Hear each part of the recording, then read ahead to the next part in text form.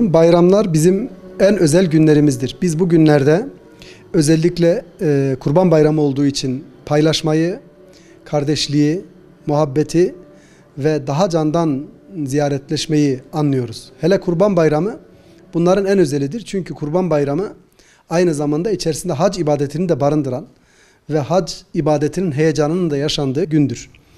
Biz hacdan şunu anlıyoruz. Milyonlarca Müslüman, rengi, dili, bölgesi, ırkı ayrı olmaksızın bütün Müslümanlar, kadın erkek, yaşlı çocuk Arafat'ta bir araya gelir ve kardeş olurlar.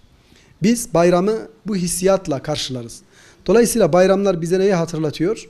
Öncelikle dargınlığın tamamen giderildiği, insanların, dargınların bir araya gelip barıştığı ya da dargınların barıştırıldığı, kardeşlik ruhunun ve duygusunun en yüce olacak şekilde hissedildiği ve yaşandığı, özellikle fakir ve muhtaçların düşünüldüğü, görüldüğü, ziyaret edildiği, kurban vesilesiyle de kurbandan bağışladığımız eti götürüp ona ikram ederek fakirleri ve yoksulları ziyaret ettiğimiz günlerdir. Yine bayramların özellikle bizim geleneğimizde ama dinimizde de bu böyledir.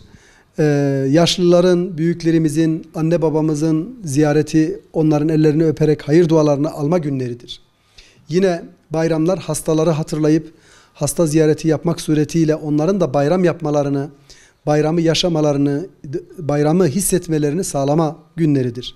Dikkat ederseniz bizim geleneğimizde cenazesi daha önce olmuş bir aileye bayramda öncelikli gidilir.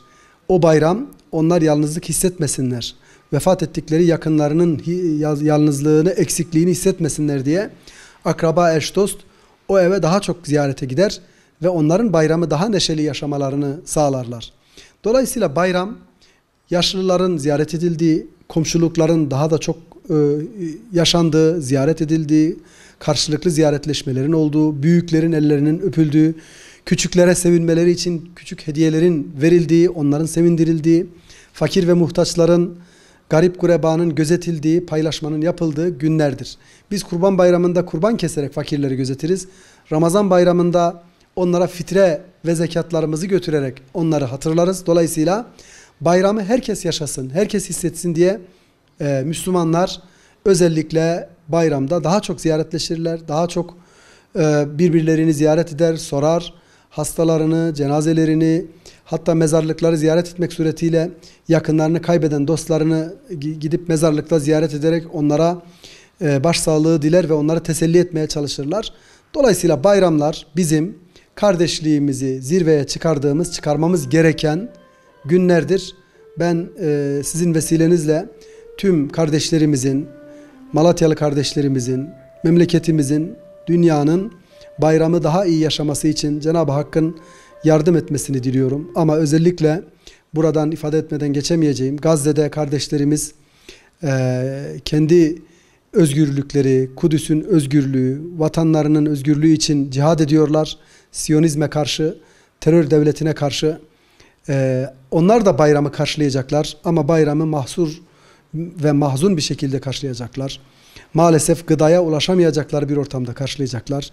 Ben bu bayramda hem hacda olan kardeşlerimizin hem burada olan kardeşlerimizin başta Gazze'deki mücahitlere, Müslümanlara, Filistinli kardeşlerimiz olmak üzere dünyanın dört bir yanında sıkıntıda olan, kendi mücadelesini veren ama bu mücadelede gerçekten kahramanca çarpışan kardeşlerimize dua etmelerini istiyorum. Biz de duacıyız. Cenab-ı Hak onlara da gerçek bayramları yaşatsın inşallah diyorum. Bayram günleri özellikle dargınların barışması gereken, tekrar yeniden kardeşlik ruhunu yaşatmaları gereken bir günlerdir.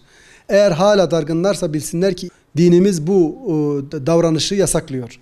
Özellikle 3 gün birbirleriyle dargın kalan insanların Allah katında çok tehlikeli bir şekilde uyarıldıklarını biliyoruz. Dolayısıyla bayramı vesile ederek dargın olanların nefsini kırıp, kendini muhasebe edip, nefsini ayaklar altına alıp kardeşiyle barışmasını, kardeşine selam vermesini, Allah'ın selamıyla kapıyı açmasını özellikle istiyoruz.